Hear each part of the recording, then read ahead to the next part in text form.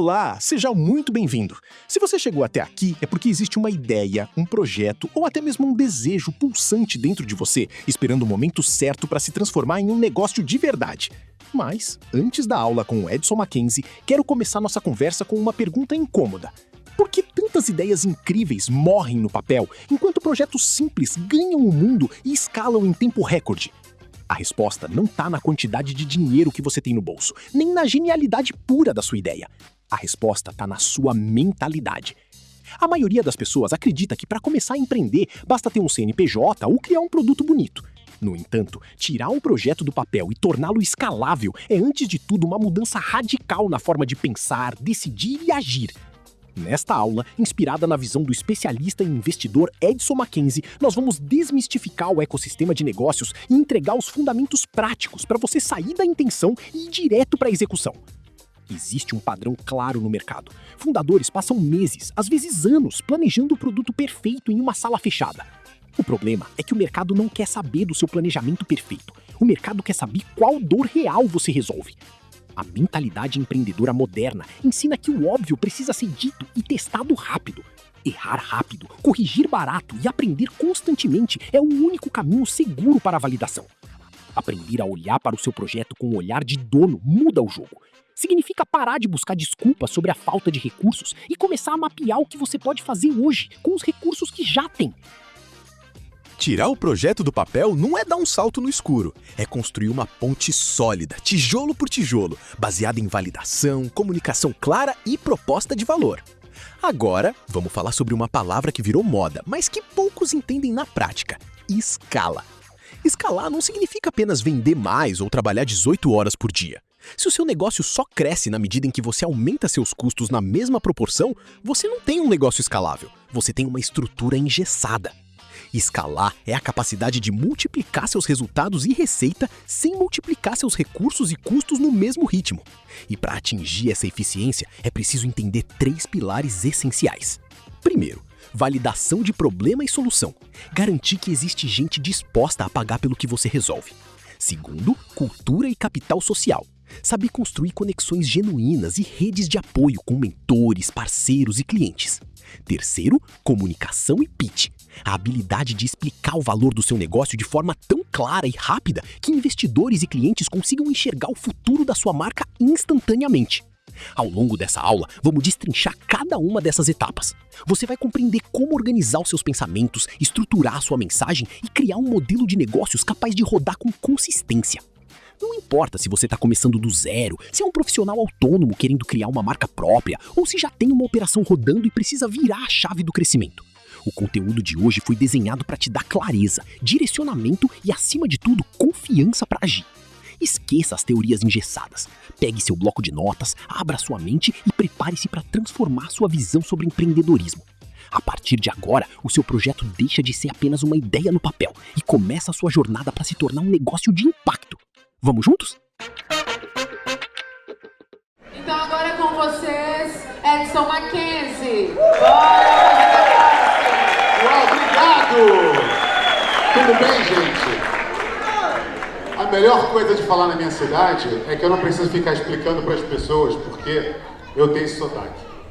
Porque normalmente, quando eu falo por aí, eu falo assim, quando eu vou fazer minha audiodescrição para ser mais rápido, eu falo, não, eu tenho esse sotaque de carioca, mas o meu design é cearense. Tem alguém do Ceará aí? Pô, obrigado. Família lá de Santana da Carrua, Peruoca, Massapê e tal. E é engraçado também que quando eu falo... Hoje eu moro fora do Rio há muitos anos, né? E geralmente quando eu falo do Rio de Janeiro, é que hoje eu moro em São Paulo, né? Então lá perto de casa tem vários condomínios assim, famosos. Alphaville 1, Alphaville 2, Alphaville 3, vocês conhecem São Paulo, é assim. Aqui eu sou de um bairro que fica ali entre Ipanema e Leblon, Lagoa. Geralmente as pessoas não conhecem. Chama-se Bangu. Tem Bangu 1, Bangu 2. Eu tenho vários vizinhos famosos assim. Vocês conhecem, não?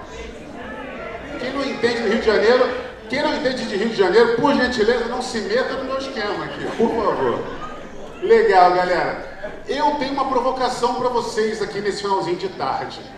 A minha provocação, bora, vou fazer uma pergunta, vocês respondem, bora. bom? Bora fazer negócio? Bora! Ficou descoordenado, não sei se vocês perceberam. Bora fazer negócio? Bora! Muito bem. Tem um passador para mim em algum lugar aí, gente? Ou eu só falo? Tá aí? Ah, tá aqui. Eu sou daqueles antigos aqui. Muito bem, gente, muito bem, muito bem. Gente, meu nome é Edson Mackenzie, eu tenho esse nome de gringo, mas eu nasci aqui nesse bairro famoso chamado Bangu. Né? Eu, Jojo Todinho, Flávio Augusto. Não, Flávio Augusto e tal, bairro da moda hoje, né? Super fresco e tal. Estudei em São Cristóvão a minha vida toda no colégio, na Escola Técnica Estadual Adolfo Bloch. Então, assim, eu sou daqui, essa é a minha área. Hoje, a moça falou aqui um monte de coisa que eu já fiz na minha vida, tal. Até achei que ia vir mais gente, mas era só eu mesmo. Eu descobri. Mas, basicamente, eu estou aqui para trazer para vocês um guia essencial de como vocês podem se desenvolver e colocar as ideias no papel. Porque a maioria das pessoas que eu falo hoje sobre negócio, geralmente as pessoas falam assim, não, como você tira a ideia do papel? Mas eu pergunto, você já colocou a sua ideia no papel em algum momento? A maioria das pessoas não fazem isso, nunca colocam a ideia no papel. Então eu vou trazer para vocês aqui alguns questionamentos. O primeiro é o seguinte, tive uma ideia e agora? Tive uma ideia, o que eu faço depois que eu tenho uma ideia? A princípio eu começo a pensar por que eu tenho ideias, né? Porque estava tão bom onde eu estava. Estava lá na barriga da minha mãe, recebendo comida, tudo quentinho, ninguém me incomodava, tinha bala perdida, não tinha nada. Mas beleza, a gente tem ideias porque a gente quer mudar o mundo, melhorar a vida das pessoas, gastar menos, ganhar mais, encontrar um diferencial, ser reconhecido por algo. Por isso que a gente acaba tendo ideias. Isso é muito legal. Mas a minha recomendação para quem gosta muito de ter ideias, ou então que demora para colocar uma ideia em prática, é quase que sempre a mesma, assim, esqueça as grandes ideias. Esqueça por completo qualquer tipo de grande ideia. Por que eu falo para você esquecer as grandes ideias? Porque geralmente, se a gente fica muito tempo tentando encontrar a ideia perfeita, a gente nunca encontra a ideia perfeita.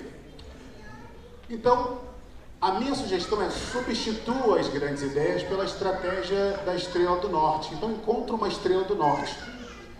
Eu trabalho desde 2020 nos Estados Unidos, trabalhava no fundo de investimento nos Estados Unidos. Hoje eu sou sócio de um fundo de investimento e eu estou semana que vem de volta para lá, que a gente está abrindo o nosso primeiro escritório lá. Essa era a meta, então a gente está cumprindo a meta. A Fabiola venceu, pô. Era 393 todo dia, 7h45, soltava ali na Leopoldina, 284, pegar o ônibus para a escola. Então vamos lá, vamos abrir o escritório agora amanhã, legal. Mas basicamente é o seguinte, por que eu estou falando isso para vocês? Porque quando eu falava lá no Leopoldina da Silveira, hoje em frente ao Shopping Bangu, falava que um dia eu ia ganhar o mundo, a galera dava risada na minha cara. E aí eu descobri uma coisa, né? Para ficar bonitinho, como meu amigo está filmando ali, eu botei bonitinho aqui, né? Quando o sábio aponta para a lua, geralmente a gente tende a olhar para o dedo. Normalmente eu não falo desse jeito, a gente que é carioca não fala assim, né? A gente fala que quando o sábio aponta para a lua, o idiota olha para o dedo. É isso que a gente fala, e é verdade. Só que às vezes a gente mesmo é o idiota, né? A gente mesmo é o bobo. Então como é que a gente quebra isso? Com processos, com método. A primeira coisa é entender que absolutamente tudo que a gente faz, fala, pensa é uma hipótese. Se a gente começar a trazer essa palavra para o nosso dia a dia, a palavra da hipótese, a gente começa a quebrar algumas coisas que a gente tem claro na nossa cabeça. Por quê? Porque a gente começa a entender que não existe uma ideia fixa para absolutamente nada. Então, sei lá, hoje eu tenho a hipótese que eu tenho um voo, sei lá, hoje à noite para São Paulo. Mas eu posso atrasar aqui, alguma coisa pode acontecer, eu posso não chegar no aeroporto e eu não vou pegar o voo. Então eu não posso garantir que eu vou para São Paulo hoje, mas eu tenho a hipótese que eu vou para São Paulo, certo? Se eu chegar para cada um de vocês aqui e perguntar qual que é o seu maior sonho, deixa eu pegar uma vítima aqui. Eu acho engraçado que eu fiz um curso de teatro, o pessoal fala assim, quando alguém fica mexendo na bolsa assim, é essa pessoa que você pega. Tudo bem você, meu irmão? Tudo bem? Tudo bem? Oi, você que tá com a mãozinha assim, como é que é o seu nome, meu amigo? Madeira, seu José Joaquim, escolhe alguém para ser nossa vítima, Joaquim. Escolhe qualquer pessoa. Escolhe aí, você fala assim, você que você vai escolher. Escolhe alguém que está com muito medo. Escolhe qualquer pessoa, seu Joaquim. Ó, aquela de vermelho ali com a mão no rosto, ele ficou com medo ali. Boa, você. Como é que é o seu nome? Eu? É. Mônica Medina. Mônica Medina. Qual que é o seu maior sonho, Mônica Medina? Ter os pés no chão para caminhar e para conquistar mesmo. Isso é filosofia. Não, quero um sonho real, assim, tipo, cara, quero, fala uma parada. Viaja, quer viajar pra onde? Fala pra onde. Quero mais projetos sociais, quero concretizar os meus. Isso é pros outros, Medina, pra você. O que você quer? Seu. Tudo que você fez pros outros deu certo, agora pra você. Uma próxima vereadora tratar das comunidades. Pronto. Boa, mas você continua pensando pros outros, Medina. Vou deixar você pensando em você. Existem momentos na vida que a gente precisa... Eu vou te falar um negócio que eu aprendi, escutei de manhã no voo. Eu queria um botox, pronto, falei. Um botox.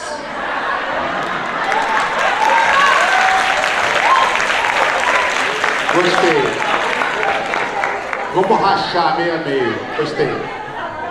Gostei do seu botox. Vou fazer aqui um lift. Fala seu nome.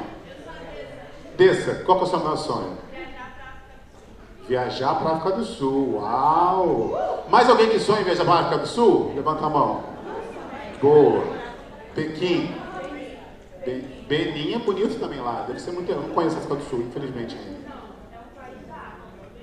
Não, Benin é um país da África. Esse eu não conheço. Benin, Macau, legal. Bacana. O que te impede para Benin? Dinheiro. Se eu fizer qualquer pergunta do maior sonho do mundo, de todo mundo aqui, qual que vai ser a resposta inicial? Dinheiro. Legal. Então vamos ter a hipótese que dinheiro não é o problema. Qual que é o segundo passo para você ir para Benin? Beleza. Onde você compra passagem para Benin? Onde? Qual a companhia aérea? Tá, beleza. A que estiver disponível. Qual? Que cidade que você vai chegar lá primeiro? Que hotel que você acha que vai chegar? Legal. O que você acha que você vai comer de gostoso lá? Onde você vai passear lá? Tem algum lugar que você... Nossa, quero muito ir para esse lugar. Não sabe? Então, mas olha que curioso, gente, que a gente está falando aqui. Posso repetir para a África do Sul, posso repetir para qualquer lugar que sonhe, para qualquer lugar. A gente para no primeiro grande step. Eu não tenho dinheiro. Vocês acham que quando eu morava lá no 48, no final do Rio da Prata, Rua Tibagi, meu pai pedreiro, minha mãe trocadora de ônibus, eu imaginava que um dia eu estava voltando para Miami para abrir um escritório? Ou seja, dinheiro nunca pode ser o nosso primeiro limitador. Porque se a gente para no dinheiro, a gente para de pensar absolutamente todas as etapas posteriores a essa.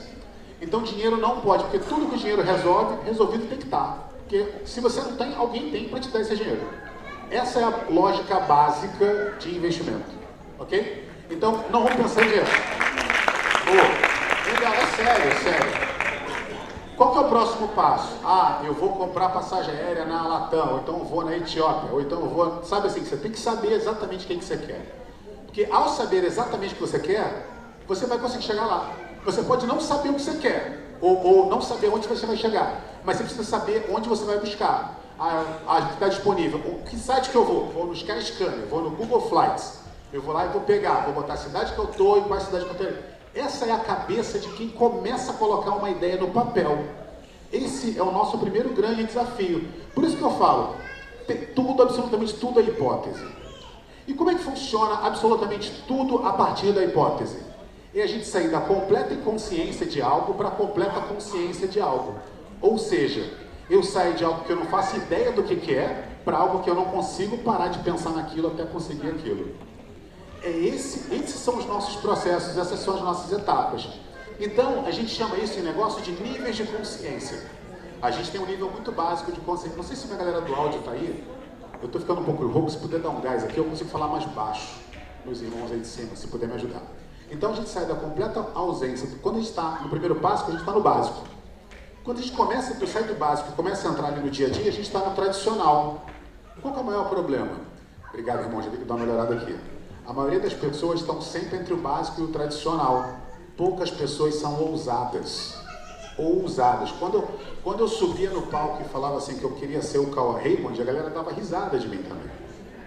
Vocês estão dando risada ainda, mas quando eu estava com 150 quilos há um tempo atrás, também davam mais risada. Então sim, eu comecei sendo ousado. Depois que eu virei ousado, eu comecei a ser abusado. E aí que o jogo começa a ficar legal. Porque quando você está sendo abusado, você tem dois caminhos. Ou você é louco ou você é visionário. O louco é quando ele é muito abusado e dá tudo errado.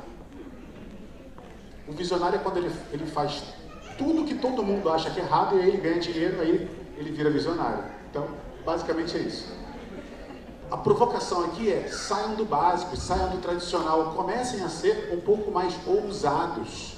Mesmo que dentro de um ambiente controlado, sejam um pouco mais ousados. Porque empreender é uma aventura, e uma aventura ao desconhecido.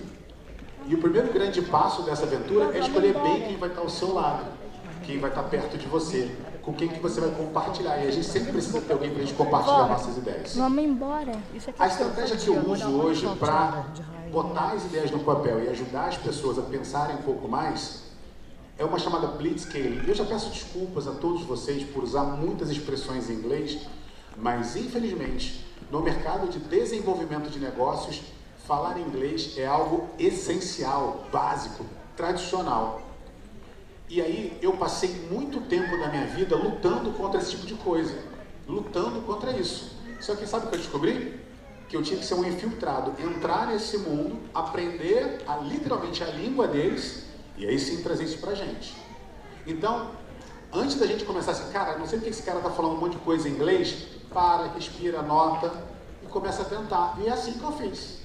Então, quando eu não tinha grana, absolutamente grana nenhuma, para comprar absolutamente nada, eu juntei grana, comprei uma blusa legal. Depois eu comprei uma calça legal. Então, a gente faz as mesmas coisas com as palavras. A palavra Blitzscaling não é uma palavra tradicional, nem no inglês. É uma palavra que significa escalar muito rápido, crescer muito rápido. E como que a gente faz para crescer muito rápido? Com aquela estratégia que eu falei para vocês, que é a estratégia da da Estrela do Norte. Quer saber o que é a estratégia da Estrela do Norte? Tem um livro de negócios muito famoso, que ele fala assim: 1000 cairão à sua direita, 10.000 à sua esquerda, e tu não serás atingido. É assim, se agarra no Salmo 91 e vai embora. Não tem jeito. É o que eu faço. Eu acredito para onde eu vou e atravesso o Vale da Morte, enfrentando tudo que eu tenho que enfrentar. Isso é atitude. E está lá, naquele livro de negócio que eu falei. Mas, enfim, para ser mais prático para vocês, o Blitzscaling, ele é uma estratégia de crescimento ultra rápida e arriscada. Não é para todo mundo. Porque tem gente que não consegue segurar essa onda. Ou seja, é um método para sair desses oceanos vermelhos e se diferenciar no mercado competitivo priorizando velocidade de crescimento exponencial. O que é exponencial? É você crescer o dobro, do dobro e o dobro até o momento que você não consegue mais. Em vez de ser uma curva, um crescimento crescente assim, é um crescimento exponencial, dessa maneira. Aceitando os erros como parte com os erros como aprendizados e riscos controlados. No curto prazo, para maximizar ganhos a longo prazo. Ou seja, vocês acham que eu comecei falando Blitzscaling, my name is? Não comecei. Eu comecei no The Books on the Table, como todo mundo. Ou seja, eu me permiti ser ruim numa coisa nova. E muitas vezes a gente tem medo de ser ousado porque a gente não se permite ser ruim numa coisa nova. É isso que a gente tem que fazer. Para que a gente possa ser ruim numa coisa nova, a minha sugestão é que a gente aprenda isso aqui: organização, métodos e disciplina. Organização, métodos e disciplina. Começa organizando a sua cabeça. Ou seja, organização, métodos e disciplina é o que nos permite colaboração, liderança e aprendizado através de 3 pilares básicos no mundo dos negócios: cultura, valores e prática. Cultura é tudo aquilo que você faz repetidamente. Valores é tudo aquilo que você se mantém naquela direção, mesmo que todo mundo diga que você está indo para o lugar errado. Você está tanto certo no que você está fazendo, você está se mantendo. Isso são parte dos seus valores. Abrindo um parênteses aqui com a minha amiga filósofa ali, que a gente vai dividir depois um botox, você não está precisando?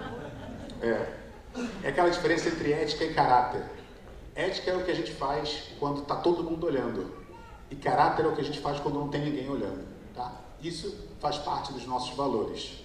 Por fim, galera, a última coisa é uma palavra que a gente sabe o que é, mas a gente esquece. Significa prática. E a gente precisa trazer isso para o nosso dia a dia. Prática e prática e prática. Prática é fazer todo dia. Tem um monte de gente que fica assim, anotando tudo que eu falo. Começa a anotar. Parece que é escrivão da Polícia Federal. Não que eu já tenha com a Polícia Federal, tá, gente? Só para deixar claro, tá? Foi só uma tarde e eles me liberaram depois. Não tem flagrante. Acho. Tem advogado? Não. Tem advogado aí não, né? Precisa. Ixi. Temos muito, sempre tem advogados. Amo vocês, viu? Longe. Brincadeira, amo vocês. Longe. A ideia é que a gente consiga mergulhar fundo no negócio de vocês. Então a pergunta é, bora mergulhar fundo no negócio? Bora! É isso que a gente tem que fazer. Para isso eu preciso dessa ajuda de vocês, de colaboração.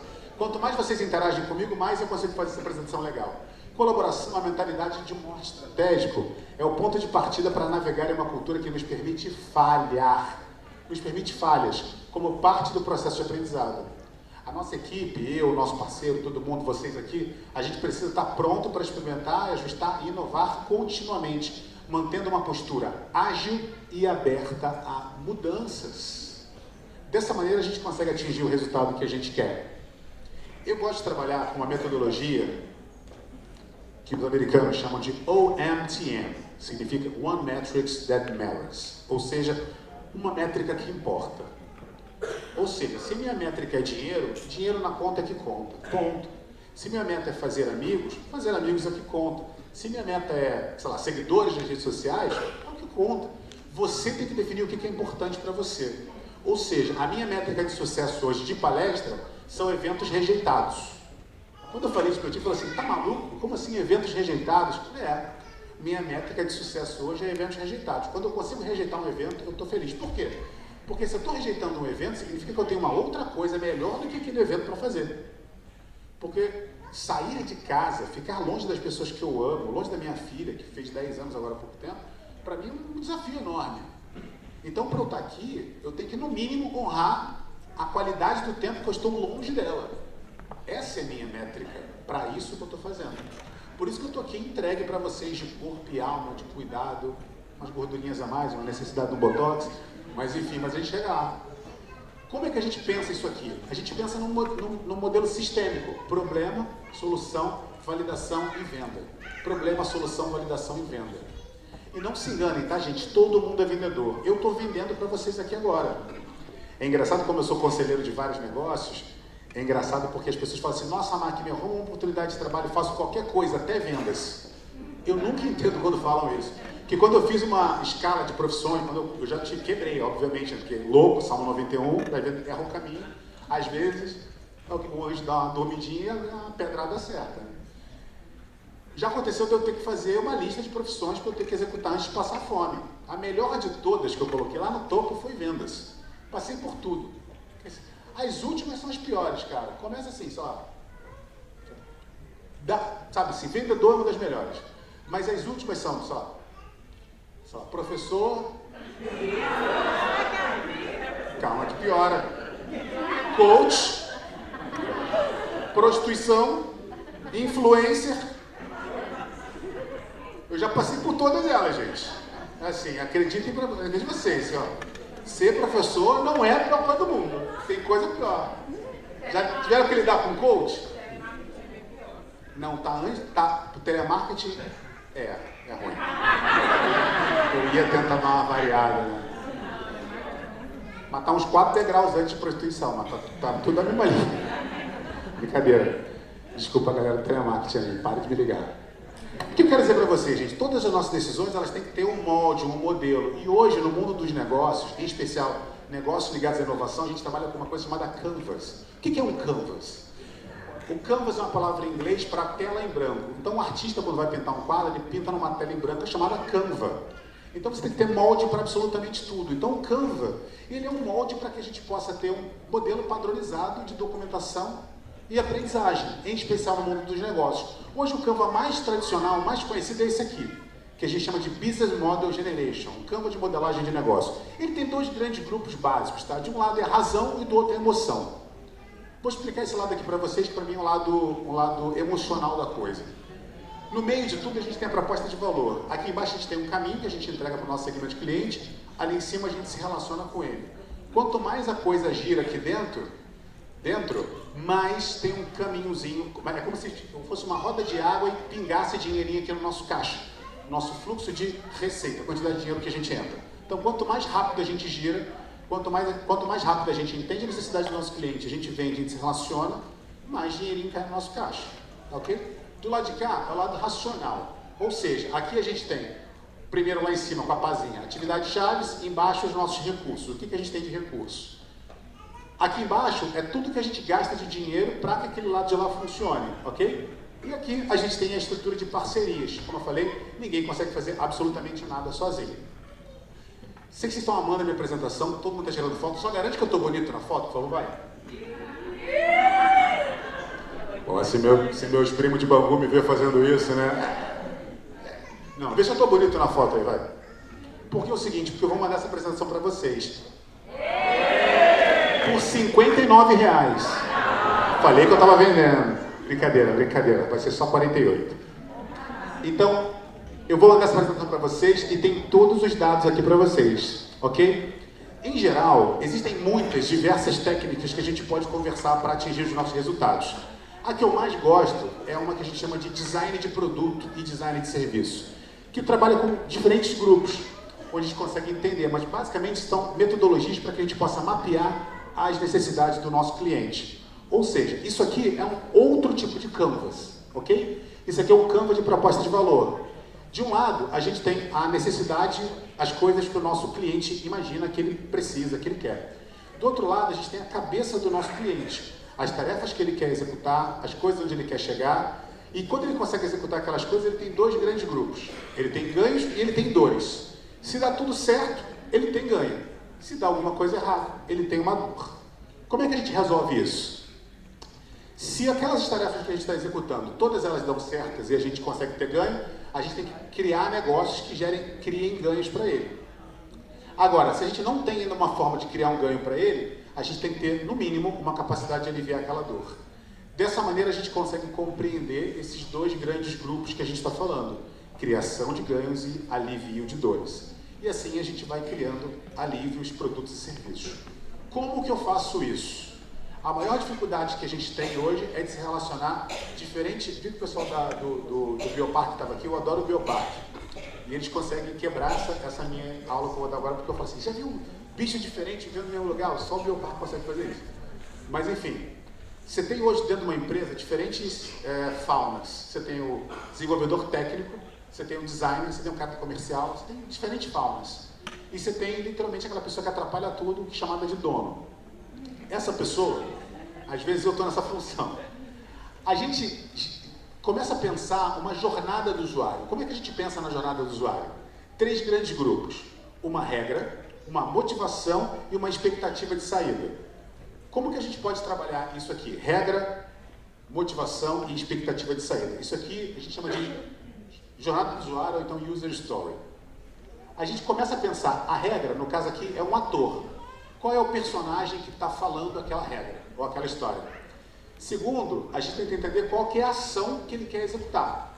E por fim, uma funcionalidade, uma entrega, uma expectativa de saída. Então, eu como um ator, no caso eu como um quero, preciso, devo, gostaria, e a ação que eu estou falando ali naquela preposição. E depois a funcionalidade, aonde que eu quero chegar. Exemplos. Eu, como um vendedor responsável pelo setor de livros, quero procurar um livro filtrando por nome para que seja possível verificar se o livro X está disponível para pronta entrega. Essa jornada do usuário já gera inspiração para toda a equipe de tecnologia desenvolver alguma coisa. Já gera motivação para a equipe de marketing pensar em como eles podem criar uma campanha de marketing. Já gera para a equipe de designer pensar em uma imagem para aquilo ali. Então, ou seja, é um negócio que é tipo a Suíça, né? Ou então é tipo assim o Complexo do Alemão, une todo mundo no mesmo lugar, junto assim. Então, isso que é legal do User Story. Então, vamos lá, outra User Story. Eu, como um cliente, eu quero ver filmes disponíveis para locação para que eu possa alugá-los. É uma outra história. O que pode sair disso aqui? Sei lá, Netflix pode sair disso aqui. Deu para entender? Então, quando a gente pensa em uma user story, é muito mais fácil a gente conseguir começar a documentar no papel as coisas que a gente tem que fazer. Como que a gente faz isso? A gente abre uma coluna, uma planilha, 3 grandes colunas, eu como um, o que eu quero e para quê? Eu como um, o que eu quero e para quê? Quando a gente faz isso, a gente começa a ter novas ideias. E essa aqui foi uma história que eu criei. Eu, como um analista de investimentos, quero ter acesso a melhores oportunidades de negócio para realizar investimentos mais assertivos. Eu pensei nessa história. Aí o que eu fiz? Eu criei uma escola. Eu criei um produto novo, que ela tem 3 semanas. Abriu no dia... 3 semanas não, fez um mês agora. Abriu no dia 12 de dezembro. Uma escola chamada Business Design Academy, que é basicamente um ambiente para ensinar as pessoas a compartilhar e explicar um pouco dessa loucura toda que eu venho estudando no Brasil, fora. Eu tenho muita vontade esse ano, não sei se esse ano, mas até o final do ano, fazer mestrado nos Estados Unidos, que é uma coisa que eu tenho olhado muito, e eu já consegui esgotar toda a literatura possível aqui no Brasil para as coisas que eu quero. Enfim, o que eu imagino? Liderança. Ou seja, esqueça o produto perfeito, sai fazendo o que você quiser. Vai dar errado, garanto a você. Pode não dar dinheiro, mas tenta correr riscos calculados, porque o produto mínimo viável, ou o MVP, como a gente fala em startups, é para ajudar você a colocar a sua ideia em prática. O seu crescimento deve ser liderado pelo feedback dos seus clientes. Cada lançamento é uma oportunidade de se refinar e evoluir. Isso é o que eu penso sobre liderança. Ou seja, quando eu penso uma ideia, a primeira coisa que eu penso é se aquele negócio é desejável, economicamente viável e tecnicamente possível. Desejável por quem e por quê? É economicamente viável, ou seja, eu tenho toda a quantidade de dinheiro que eu preciso para colocar naquele negócio para que aquilo se desenvolva? Por fim, tecnicamente, eu tenho as habilidades técnicas que eu posso ou que eu não consigo, que eu consigo botar para botar aquilo para funcionar? Dessa maneira eu consigo prototipar e botar para frente. Isso é o MVP. Não é que eu queira, por exemplo, ter uma fábrica de bolos. Eu posso começar a prototipar um cupcake. Não é que eu estou fazendo um produto pela metade. Eu estou fazendo um produto que eu consigo ter controle sobre ele e fazer uma venda mais rápida e mais assertiva. Por isso que o nome da minha escola chama-se Business Design. Basicamente, é uma forma que eu encontrei de desenhar negócios. Ou seja, de unir a galera de humanas e a galera de exatas. É um grande guarda-chuva em que a gente consegue integrar diferentes tipos de técnicas, das mais variadas possíveis, trabalhando em segmentos diferentes, como metodologia, ferramentas, estratégias e validação. O meu foco principal é trabalhar na aprendizagem. Por quê? Foi a educação que me tirou lá do Rio da Prata, lá do 48. Minha mãe, quando ela voltava de ser trocadora de ônibus, ela encontrava livros na rua, às vezes uns livros de outras línguas e tal, e eu aprendi a falar outras línguas com esses livros que ela trazia para casa, com essa força de tentar aprender sozinho. Porque eu sabia que se eu fizesse tudo igual, eu ia continuar tendo resultados iguais. Ou seja, a gente não consegue descobrir novos territórios usando velhos mapas. A gente só consegue descobrir novos territórios se lançando no mar e principalmente desbravando. Foi assim que descobriram no Brasil. Não, é só uma... Vamos levar isso para o lado figurado, não vamos levar historicamente, a gente sabe que não foi isso, o Brasil não foi descoberto, obviamente. Tivemos aqui grandes representantes, pessoas, e eu como como homem negro, meio indígena também, afro, eu tenho certeza disso, mas a gente aqui não está no storytelling da história, e sim explicando um modelo de operação, ok? O ponto que eu quero dizer, e reforçando o que eu acabei de dizer, é: não adianta a gente querer chegar em algum lugar que a gente está querendo descobrir usando um GPS. Até porque no mar não tem GPS. Não adianta a gente querer se lançar num mar querendo chegar em algum lugar usando mapas que outras pessoas chegaram. A gente está querendo descobrir algo novo. Novos canais de receita, novos modelos de negócio. Por isso que a gente precisa de um processo de aprendizagem contínua e aceitar todo esse processo de aprendizagem contínua. A gente precisa trabalhar em 3 grandes grupos: construindo, medindo e aprendendo. Construindo, medindo e aprendendo. Quanto mais a gente fizer isso, mais longe a gente vai chegar. Quando eu falei para vocês da minha escola, como eu comecei a prototipar? Eu criei 3 grandes colunas. Eu pensei, quais são as minhas dúvidas, quais são as minhas certezas e quais são as minhas suposições. No meu ambiente de dúvidas, eu pensei, qual o problema que eu estou resolvendo? No meu ambiente de certeza, eu coloquei, nossos clientes são pessoas que sonham expandir os seus negócios. E nas minhas suposições, eu comecei a colocar várias. Eu quero buscar soluções simples, rápidas e baratas, validar hipóteses de negócio, captar investimento e otimizar processo. Então, são vários caminhos diferentes que a gente começa a pensar. E aí, a gente começa a colocar algumas coisas em prática. Essa palavra, ela não tem uma tradução para a língua portuguesa. Em inglês se fala serendipity. Mas minha mãe me ensinou que a gente sempre tem que dar um significado para tudo. E a tradução literal dela significa atirar no que vê e acertar no que não vê. É isso. Atirar no que vê e acertar no que não vê. E é só assim que a gente vai conseguir atingir o resultado que a gente quer. Com essa cultura da experimentação, com a cultura do teste, com a cultura de fazer coisas sem que a gente tenha o medo específico de qualquer outra coisa que possa acontecer. Então, para que a gente possa desenvolver um modelo que seja fácil de se escalar, com alto potencial de crescimento e baixos custos marginais, criar estratégias que possibilitam automatizar a conquista de clientes em ações de crescimento em escala. Dessa maneira, a gente começa a pensar e a se posicionar na cultura da prototipação, ou seja, de criar um desenho, que não precisa ser perfeito, ele é um protótipo funcional, que pode dar certo como pode dar errado. Mas o que é mais legal é que a gente aprende, e aprende de